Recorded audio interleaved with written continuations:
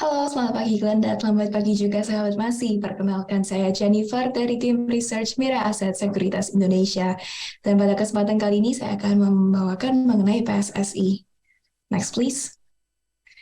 Ya, sekilas tentang PSSI. PSSI ini merupakan perusahaan yang bergerak pada logistik kelautan yang mengangkut komoditas, contohnya batu bara dan juga komoditas non batu bara, contohnya nikel. Nah, pada as of kuartal ketiga tahun lalu, PSSI memiliki 85 unit untuk armadanya yang terdiri dari motor vessel, floating facility, tugboat, and perch yang juga merupakan tongkang kalau kita kenal dalam bahasa Indonesianya. Next please. Ya, saat ini PSSI operasional utama PSSI berada pada Samarinda, yang mana company menyebutkan bahwa mereka memiliki market share sebesar kurang lebih 40% pada wilayah tersebut. Next please. Ya, sekarang kita lihat dari segi keuangan dari perusahaan. Bagaimana sih sebenarnya performance PSSI pada kuartal ketiga dan juga 9 months tahun lalu? Kalau kita lihat yang pertama, revenue kalau di third quarter relatif flat dibandingkan kuartal kedua, akan tetapi kita dapat lihat kalau dari segi gross profit mengalami penurunan quarterly dari 11,9 million USD menjadi 11,1 million USD. Nah, kalau kita lihat ini sebenarnya disebabkan oleh peningkatan harga BBM sekitar kurang lebih 14% quarter on quarter, sehingga gross profit-nya ikut tertekan. Akan tetapi kalau kita lihat dari segi 9 months-nya, akumulatifnya, 9 months 2022 memiliki kinerja yang lebih baik daripada 9 months 2021, yang mana dapat kita lihat kalau terjadi kenaikan sebesar 36,5% year on year.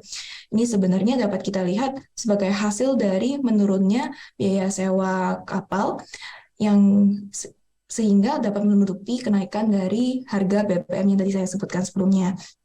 Sedangkan kalau kita lihat dari net profit, 9 months dari tahun lalu memiliki loncatan yang cukup signifikan dibandingkan 9 months 2021. Akan tetapi perlu kita perhatikan bahwa sebenarnya terjadi transaksi yang hanya terjadi sekali atau one-off transaction pada tahun 2022, di mana perusahaan PSSI ini menjual sebagian dari aset yang dimilikinya, yang menjual sebagian dari kapalnya. Sehingga setelah kita mengeluarkan transaksi dari one-off itu, kita dapat menemukan bahwa net profit yang telah dinormalisasi adalah sebesar 22,5 billion USD atau meningkat cukup besar dibandingkan 9 months 2021-nya juga. Sedangkan kalau kita lihat dari next please.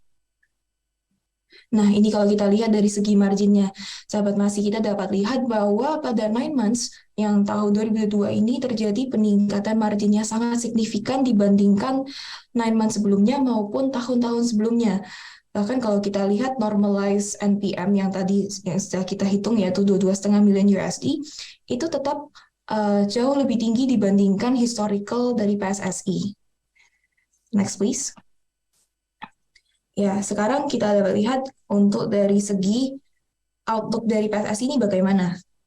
Yang pertama kita dapat lihat bahwa kalau salah satu indeks yang digunakan untuk rates dari rates untuk freight rates, kita dapat lihat salah satu acuan utamanya adalah Baltic Dry Index atau BDI di sini. Kita dapat lihat bahwa pada tahun 2021 terjadi peningkatannya sangat tajam pada BDI. Akan tetapi kalau kita lihat untuk harga dari vessels, dari harga kapal, itu sedikit lagging peningkatannya. Jadi meningkat setelah terjadi peningkatan dari BDI. Nah, oleh karena itu kita dapat lihat bahwa harga tertinggi dari kapal-kapal ini terjadi pada tahun 2022 dibandingkan tahun-tahun sebelumnya. Oleh karena itu sebenarnya ini adalah alasan kenapa PSSI memutuskan untuk menjual kapal-kapalnya, sebagian dari kapalnya, kepada pembeli di luar negeri sehingga tidak mengganggu persaingan yang ada dalam domestik. Nah, diharapkan ke depannya PSSI akan membeli kembali kapal yang lebih baru sehingga terjadi peremajaan portofolio juga dengan harga yang lebih rendah. Next please. Ya, berikutnya kita juga dapat lihat sebenarnya bagaimana sih permintaan untuk logistik maritim ini. Kita dapat lihat kalau Karena hingga saat ini sebenarnya revenue mix dari PSSI masih didominasi oleh batubara, yaitu sekitar 70%. Kita dapat lihat kalau sebenarnya pemain batubara saat ini lebih memilih untuk menjual batubara pada spot price. Nah, karena dijualkan pada spot price, kita dapat mengetahui bahwa demand untuk transportasi yang segera itu masih tinggi.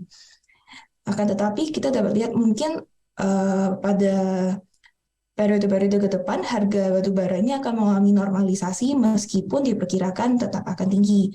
Selain itu, kita juga perlu ketahui bahwa memang pada tahun 2022 as of 9 months kemarin, volume yang diangkut oleh PSSI memang mengalami penurunan, akan tetapi tidak perlu khawatir karena sebenarnya hal ini tidak mempengaruhi segi pendapatan dari perusahaan karena perusahaan melakukan switching dari freight rates menuju time charter sehingga pembayarannya tetap dapat menguntungkan bagi perusahaan.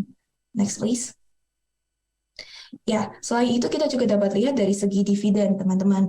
Kalau kita lihat track record dividen untuk dividen per share dan juga dividen yield untuk PSSI dibandingkan juga dengan kompetitornya yang di sini saya sebutkan ada TCPI dan juga TPMA. Kita dapat lihat bahwa pada tahun 2021 kemarin dividen yield PSSI yang merupakan memiliki yang tertinggi dan juga kalau kita lihat track record DPS-nya tuh trennya selalu berkembang ya teman-teman. Nah, pada tahun 2022 ini kalau kita mengasumsikan payout ratio yang serupa pada tahun 2020 dan juga 2021 yaitu sekitar 35 sampai hingga 40%, kita dapat memperkirakan dengan harga penutupan kemarin yaitu sebesar Rp630, kita dapat mengantisipasi dividen yield tahun 2022 sebesar 6,4 hingga 8,3%, yang mana cukup besar untuk perusahaan yang bergerak di sektor commodity supporting.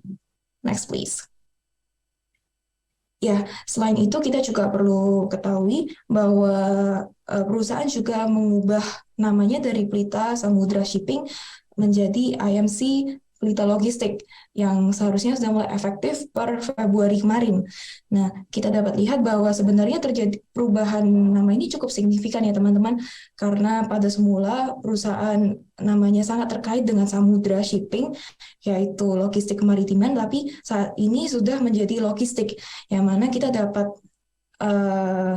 melihat bahwa hal ini sangat memungkinkan sebagai sinyal bahwa perusahaan ingin melakukan ekspansi yang lebih besar dan possibly lebih dari sekedar shipping daripada transportasi kemaritiman saat ini. Jadi bisa saja perusahaan akan tap into transportasi yang lebih luas lagi maupun dari segi infrastruktur. Nah, tapi apakah hal ini sebenarnya memungkinkan bagi perusahaan? Kalau kita lihat dari segi keuangannya, iya, hal ini sangat memungkinkan. Kenapa? Kita kalau lihat pada 9 months kemarin, perusahaan sudah record a net cash, yang mana kita dapat lihat kalau cash-nya lebih besar daripada interest-bearing debt-nya, dan juga untuk rasio debt to equity-nya juga berada pada level kurang lebih 0,1 kali. Next, please. Ya, jadi menurut kami perusahaan PSSI ini adalah perusahaan yang sangat menarik karena tidak hanya kami menyukai tidak hanya dari segi ekspansi yang akan dilakukan oleh perusahaan, tapi perusahaan juga akan berkomitmen untuk memonitor margin dan juga meningkatkan likuiditasnya. Selain itu, kita juga dapat lihat bahwa pada tahun 2022, manajemen membuat keputusan cukup agile, yang cukup lincah di tengah berbagai perubahan yang mungkin terjadi pada tahun tersebut. Sedangkan dari segi valuasi, kalau kita lihat dibandingkan peers-nya, PSSI di trading pada multiple PE yang lebih rendah yaitu pada 5 kali, sedangkan untuk standar deviasinya masih di bawah rata-rata yaitu pada minus 0,6 standard deviation. Ya, sekian dari saya. Terima kasih.